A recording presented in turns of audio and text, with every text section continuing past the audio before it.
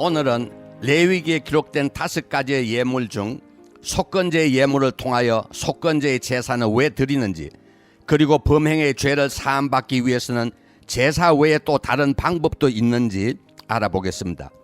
속건제는 인간과 인간과의 관계에서 만들어지는 모든 범행, 즉 10계명 6에서 10가지의 계명을 지키지 않는 죄를 사함받기 위해 드리는 제사입니다. 범행 중에는 우리들이 죄라고 생각하지 않을 수 있는 범행들도 있고 또 무의식적으로 범하는 범행들도 있습니다. 그러나 이런 범행들도 하나님께서는 용납하시지 아니하십니다. 죄가 있으면 우리는 하나님과 교제할 수도 없고 하나님께 돌아갈 수도 없기 때문입니다. 베드로전서 1장 16절은 기록되었으되 내가 거룩하니 너희도 거룩할지어다 하였습니다. 레위기 5장 17절과 18절은 만일 누구든지 여호와의 계명 중 하나를 부지 중에 범하여도 허물이라 벌을 당할 것이니 그는 내가 지정한 가치대로 양떼 중 흠없는 숫양을 속건 제물로 제사장에게로 가져갈 것이요 제사장은 그가 부지 중에 범죄한 허물을 위하여 속죄한즉 그가 사함을 받으리라. 이처럼 죄를 사함받기 위해서는 외형적 의식인 제사를 통해서 사함 받는 것이 구약시대에는 일반적이고 보편적 방법이었습니다.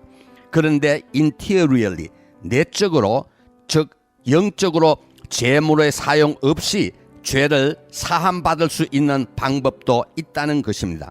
시편 32편 1절에서 5절은 허물의 사함을 받고 자신의 죄가 가려진 자는 복이 있도다. 마음에 간사함이 없고 여호와께 정죄를 당하지 아니하는 자는 복이 있도다. 내가 입을 열지 아니할 때 종일 신음함으로 내 뼈가 쇠하였도다.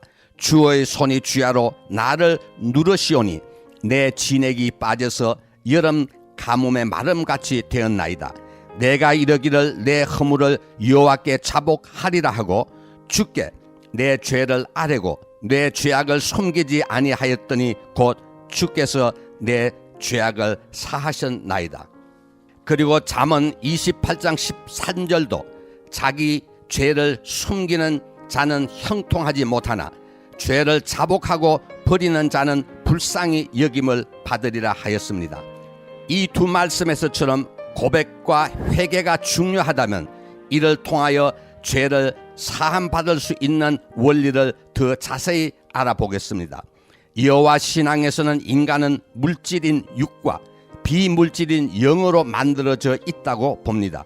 요한복음 3장 6절은 육으로 난 것은 육이요 영으로 난 것은 영이니라 하였습니다. 육의 병이 암이라면 영의 병은 죄일 것입니다.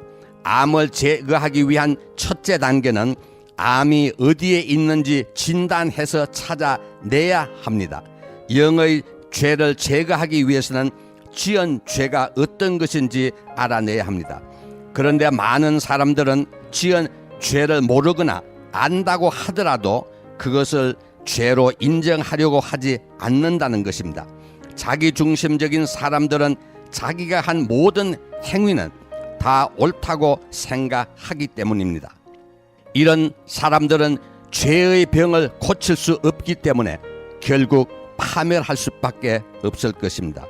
이런 사람들에게 필요한 것은 죄를 깨달을 수 있는 The Spirit of Discernment, 즉 분별의 영입니다. 둘째 단계는 암의 소재를 알아내면 이것을 도려내야 합니다. 이 과정이 영에서는 지은 죄를 알아냈으니 이것을 고백하고 회개하는 것입니다. 다윗 왕이 5절에서 고백한 것처럼 말입니다.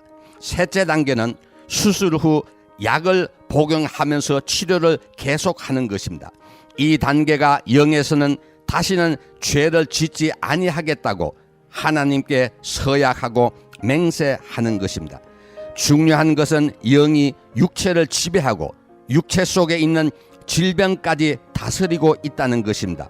의사들이 진단을 할 때 사용하는 다이어그노시스라는 단어는 영을 알아야 된다는 영지주의, 곧 나스티시즘에서 유래된 의의입니다. 다이어는 철저한 완전한 뜻을 가지고 있는 접두사입니다.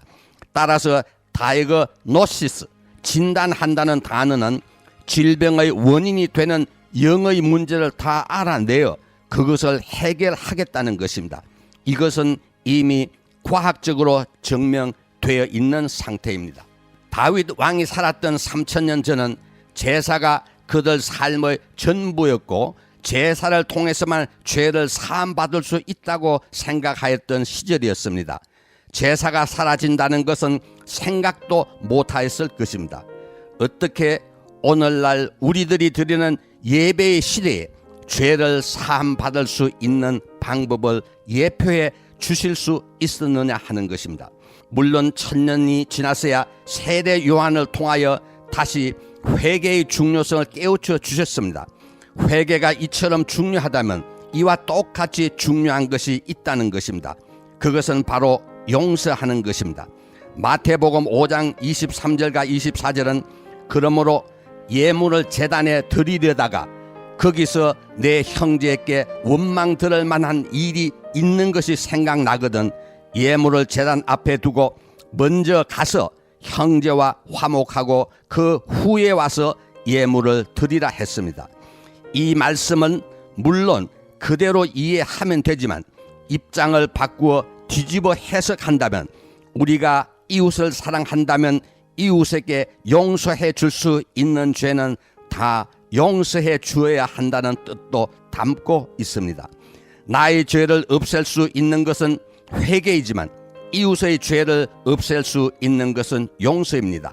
하나님께서 원하시는 것은 나 한 사람의 죄뿐만 아니라 모든 사람의 죄가 다 없어지기를 원하고 계신다는 것입니다. 하나님이 지으신 모든 사람의 죄가 다 없어질 때 하나님의 창조는 위대한 창조로 결실을 맺을 수 있기 때문입니다. 우리 모두가 예수님의 대속 사역을 믿는 믿음을 가지고 나 자신의 죄를 회개하고 이웃의 죄를 용서해 주는 진정한 그리스도인의 삶을 살아간다면 이것이 바로 속건제의 예물을 하나님께 올려드리는 것이 될 것입니다. 아멘.